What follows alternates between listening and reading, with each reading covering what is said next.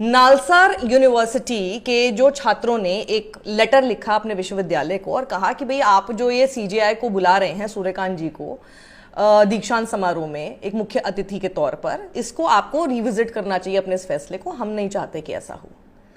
कूद पड़े कौन? मनन मिश्रा।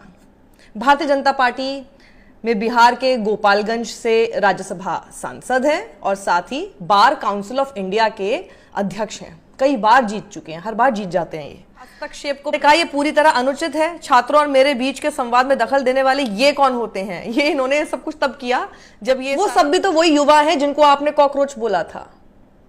तो इनको लगा कि हम अपनी इनके ऊपर ऐंठ दिखा सकते हैं, लेकिन आप देखिए उसके बाद मनन कुमार मिश्रा कैसे डर गए। और मनन कुमार मिश्रा ने फिर क्या बोला? मनन मिश्रा कहते हैं बार काउंसिल ऑफ इंडिया का उद्देश्य भारत के युवाओं के हितों की रक्षा करना है। मैं अभिजीत, आप देखिए उसके बाद इन्होंने अपना ही फैसला फिर पलट दिया। फिर उन्होंने कहा नहीं ऐसा कुछ नहीं होगा, जो मैंने कहा था ऐसा नहीं होगा। उनको आराम से जहां पर भी वो अपने आप को एनरोल करना चाहते हैं वो खुशी खुशी कर सकते हैं। तो भैया चाहे अपने को एनरोल कराएं, अपनी वकालत करें, जैसिप के लिए अपनी तैयारी करें, जो चाहें वो करें। अभी आपने देखा। तो इन्होंने विस्तृत विचार विमर्श के बाद बार काउंसिल ऑफ इंडिया ने नालसार यूनिवर्सिटी ऑफ लॉ को लेकर अपने पहले के निर्देशों में बदलाव किया है। अब नालसार से 2026 में पढ़ाई पूरी करने वाले सभी छात्र अपनी पसंद के स्टेट बार काउंसिल में एनरोलमेंट के लिए आवेदन कर सकेंगे।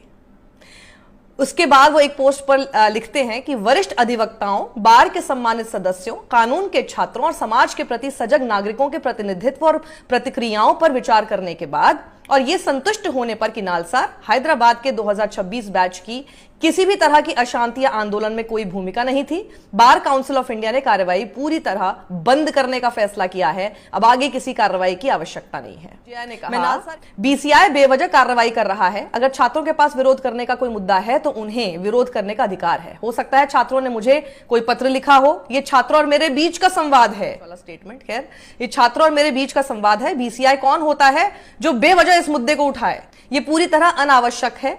बीसीआई का इससे कोई लेना देना नहीं है। सीजे सूर्यकांत ने अपने छात्र जीवन का जिक्र करते हुए कहा कि वो खुद भी छात्र गतिविधियों में शामिल रहे हैं। उन्होंने कहा कि अगर छात्र शांतिपूर्ण तरीके से अपनी बात रख रहे हैं तो उन्हें ऐसा करने दिया जाना चाहिए। उन्होंने आगे कहा कि मान लीजिए कि वो गलत भी हैं, फिर भी उन्हें विरोध करने का अधिकार है। उन्हें कौन रोक सकता है? जब तक ये कानून के दायरे में रहकर और शांतिपूर्ण तरीके से अपनी आवाज उठा रहे हैं, उनकी बात सुनी जानी चाहिए। बार काउंसिल या किसी अन्य संस्था को इसमें दखल क्यों देना चाहिए? वहीं मनन कुमार मिश्रा ने कल जो किया वो गलत था। ये बात आज सीजीआई सूर्यकांत ने भी खुद एक्सेप्ट करी है।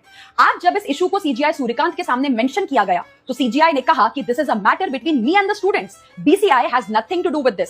और उन्होंने एक्सेप्ट किया कि स्टूडेंट्स को प्रोटेस्ट करने का पूरा राइट है। मतलब जिस सीजीआई का नाम लेकर कल बीसीआई चेयरमैन ने स्टूडेंट्स के एनरोलमेंट पर रोक लगाई थी, आज वही सीजीआई कह रहे हैं कि बीसीआई को इस मैटर में इंटरफेयर करने की जरूरत ही नहीं थी। तो मतलब साफ है कि कल बीसीआई चेयरमैन ने अपनी मर्जी से इतना बड़ा ऑर्डर पास कर दिया था। लेकिन अब इस कंट्रोवर्सी ने बीसीआई चेयरमैन मनन कुमार मिश्रा की पोजीशन को लेकर भी बड़े सवाल खड़े कर दिए हैं। Supreme court bar association president ने भी बीसीआई चेयरमैन के ऊपर बड़े सवाल उठाए हैं। उन्होंने कहा है कि बीसीआई चेयरमैन ऐसे एक्ट करते हैं जैसे बीसीआई उनकी पर्सनल प्रॉपर्टी हो। मतलब कोई भी डायरेक्शन या ऑर्डर बिना प्रॉपर कंसिडरेशन के निकाल दिया जाता है। और उन्होंने बीसीआई चेयरमैन के इतने लंबे टेन्योर पर भी सवाल उठाया है। सोचिए, एक पर्सन 2014 से लगातार बीसीआई का चेयरमैन बना हुआ है, 12 साल से।